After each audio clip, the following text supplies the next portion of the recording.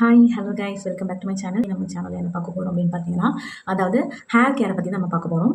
இதில் நிறைய விஷயங்களை வந்து நான் சொல்கிறதா இருக்கேன். நம்ம என்ன மிஸ்டேக்ஸ் பண்ணுறோம், ஹேர் வந்து நம்ம எப்படி பராமரிக்கணும், எப்படி பராமரிக்கக்கூடாது அப்படின்றத நான் சொல்ல போகிறேன். வீடியோ பிடிச்சிச்சு மறக்காமல் லைக் அண்ட் சப்ஸ்கிரைப் பண்ணுங்கள், ஷேர் பண்ணுங்கள். ஹேரை வந்து நல்லா மெயின்டைன் பண்ணணும்னு நினைக்கிற உங்கள் ஃப்ரெண்ட்ஸுக்கு இந்த வீடியோவை மறக்காமல் ஷேர் பண்ணிவிடுங்க. ஓகேங்களா? இப்போ வீடியோக்குள்ளே போகலாம் வாங்க.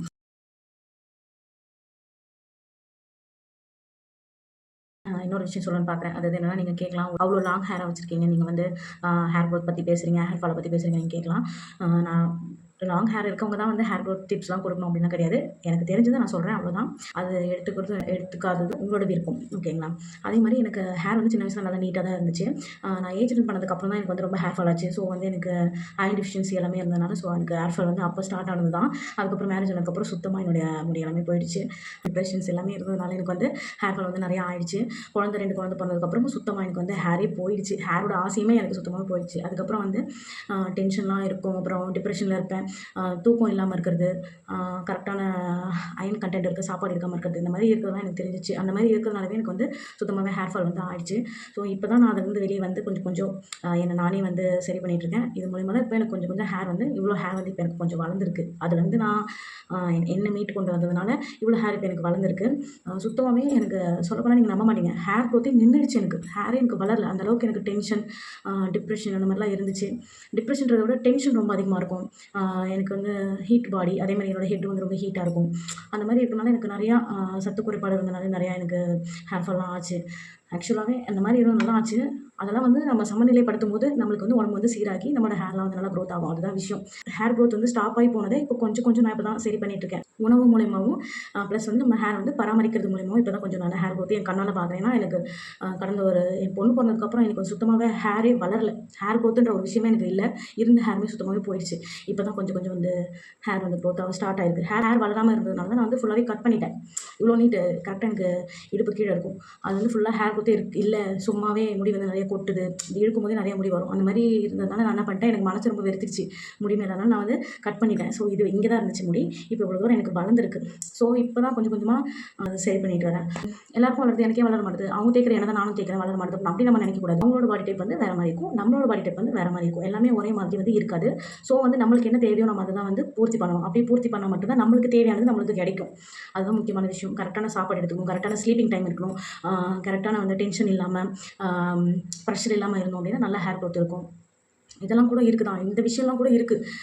கரெக்டான இன்டேக் எடுத்துக்கிறதுனால கூட நம்மளுக்கு வந்து ஹேர் க்ரோத் ஆகும். அதே மாதிரி தண்ணி வந்து நல்லா குடிக்கணும். இது மூலியமாக கூட நம்மளுக்கு ஹேர் க்ரோத் ஆகும்.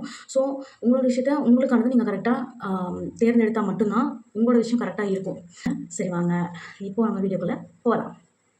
ஹேர் வந்து நம்ம வாஷ் பண்ணும்போது நம்ம ஃபஸ்ட்டு மிஸ்டேக் பண்ணுறது என்ன அப்படின்னு பார்த்தீங்கன்னா, ஹேர் வந்து வாஷ் பண்ணும்போது ரொம்ப ஹார்ஷ் கெமிக்கல் இருக்கிற ஷாம்பூஸ் வந்து நம்ம யூஸ் பண்ணும்போது நம்மளுக்கு வந்து நிறையா ஹேர் ஃபால் வந்து ஆகும். இது வந்து பேசிக்கலி நிறைய பேருக்கு இருக்கிற ப்ராப்ளம்ஸ் தான் இது. ஸோ இதுக்காக நீங்கள் வந்து பயப்பட வேண்டாம். இப்போ நம்ம ஹோம்மேட் ஷாம்பூஸ் அந்த மாதிரிலாம் நிறைய வந்துருச்சு. சிக்காக்கா யூஸ் பண்ணுறது அந்த மாதிரிலாம் வந்துருச்சு. உங்களுக்கு அந்த மாதிரி பண்ண டைம் இல்லை அந்த மாதிரி என்னால் யூஸ் பண்ண முடியாது அப்படின்னு பார்த்தீங்கன்னா, கம்மி பிஹெச் லெவலில் இருக்கிற ஒரு ஷாம்பு வந்து செலக்ட் பண்ணிக்கோங்க. அதை வந்து நீங்கள் குளிக்க போகும்போது தண்ணியில் வந்து டைல்யூட் பண்ணிவிட்டு, அதாவது தண்ணியில் அந்த ஷாம்பு வந்து மிக்ஸ் பண்ணிவிட்டு அதுக்கப்புறம் அந்த ஷாம்பு வந்து தலையில் வந்து அப்ளை பண்ணி மசாஜ் பண்ணி வந்து நீங்கள் வாஷ் பண்ணிங்க அப்படின்னா அந்த பீஸ் வந்து நம்மளுடைய தலையில் வந்து இறங்காமல் நம்மளோட முடியை வந்து நல்லா பாதுகாக்கும். ஓகேங்களா? இது ஃபஸ்ட்டு பாயிண்ட்டு. செகண்ட் பாயிண்ட் என்ன பார்த்தீங்கன்னா, ரொம்ப வந்து ஹார்ஷாக வந்து நம்மளுடைய ஹெட்டை வந்து நம்ம ட்ரீட் பண்ணுறது தான். அதாவது என்ன ஹார்ஷாக என்ன சொல்கிறீங்க, எனக்கு புரியல அப்படின்னு சொல்கிறீங்க. ஹார்ஷாக ட்ரீட் பண்ணுறது மீன்ஸ் எப்படின்னா, ரொம்ப நம்ம வந்து ஆக்சுவலாக வந்து நம்மளுக்கு நெயில்ஸ்லாம் இருக்கும். நெயில்ஸ் மூலிமா நம்ம வந்து அந்த ஸ்கேல்பை வந்து ரொம்ப சொரியக்கூடாது. அந்த மாதிரி சொரியும் போது அது வந்து ரொம்ப டேமேஜ் ஆகும். அதாவது சின்ன சின்ன பார்ட்டிகல்ஸ் இருக்கிற இடம் தான் அது. அதை வந்து நம்ம டேமேஜ் பண்ணோம் அப்படின்னா நம்மளுக்கு தேவையில்லாத அலர்ஜிஸ், அப்புறம் அந்த புண்ணு இது மாதிரிலாம் வர வந்து ஸ்டார்ட் பண்ணும். ஸோ அந்த மாதிரி வந்து ஸ்கேல்பை வந்து இரிட்டேட் பண்ணக்கூடாது.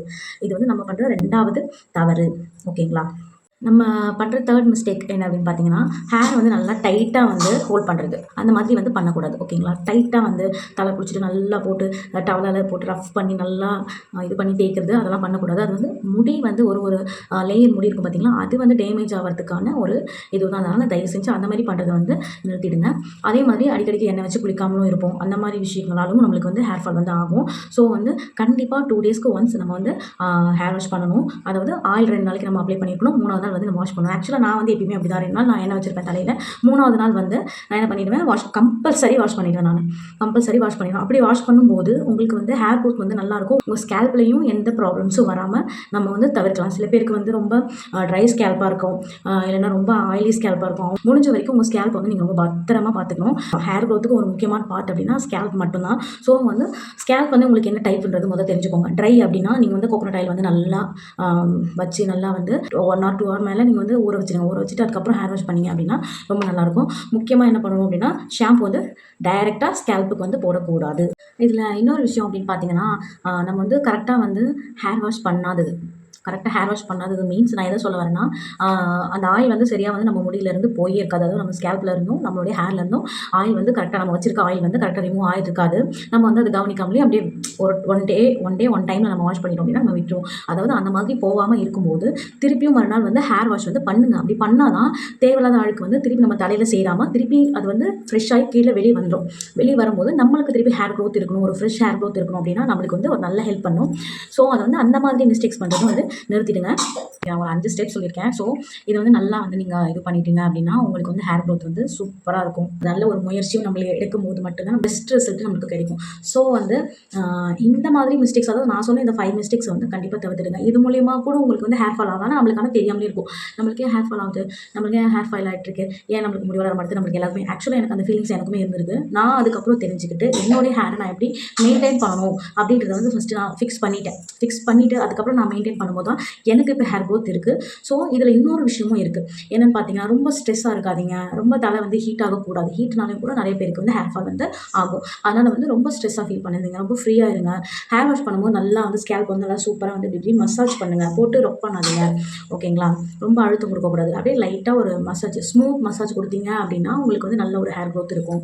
2 நாள் ஆயில் வைங்க, 3வது நாள் தலை குளிங்க. உங்களுக்கு ஆயில் வந்து சரியாக வந்து உங்கள் ஹேர்லேருந்து போகலை அப்படின்னா திருப்பி ஒன்ஸ் வந்து வாஷ் பண்ணுங்கள். ஷாம்பு வந்து டைரெக்டாக ஸ்கேல்ப் படுற மாதிரி யூஸ் பண்ணாதீங்க.